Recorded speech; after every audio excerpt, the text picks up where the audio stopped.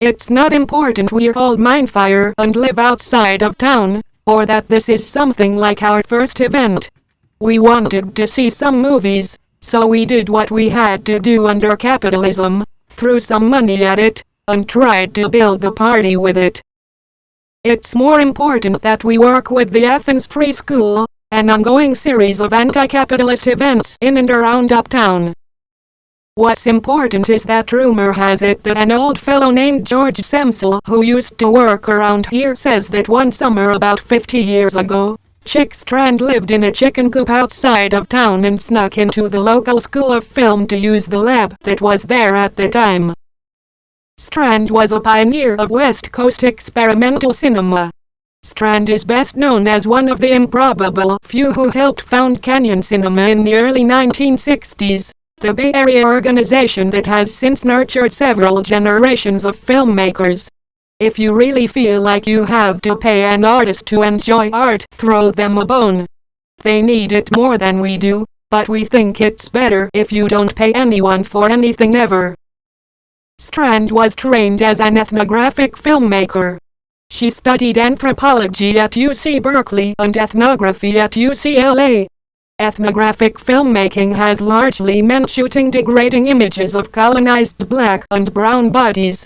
Strand was part of a dissident, politicized tradition in ethnography that included Gene Rauch, who declared all of his African friends and subjects to be ethnographers since they made movies together, as well an entire generation of graduate students who got in trouble with the FBI for participating in the American Indian movement.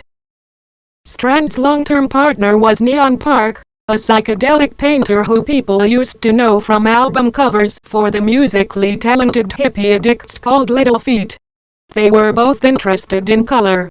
Both Strand's early psychedelic films and her later ethnographic work experiment with formal chromatic problems. This is characteristic of the West Coast school of filmmaking that her work grew up in.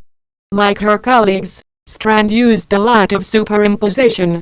Unlike Bruce Bailey, or later Nathaniel Dorsky, she worked with colored surface instead of emphasizing light. Strand made movies with and about people she knew in Mexico, some of which we'll see tonight. Their movie making was a process. Making the films became a way of organizing the everyday life of the makers. In 1986 Strand released Fake Fruit Factory, a film about a Mexican women's folk art cooperative. Canyon's copy of the print was sadly unavailable. Fake Fruit Factory is the only true anarchist film in the history of the cinema. Some of Strand's movies are interested in ways women's bodies move and function in the world. The deep scars visited upon them as well. Mildred D. Totman was given the name Chick by her father, and Strand came from her husband. We think it's important to present the world's greatest filmmakers without reference to the oppression they face to honor their dominance over all others, including those who oppress them. We think it's remarkable that a woman so often named by men became one of the greatest artists in U.S. history by associating herself so deeply with other women. Let's watch this.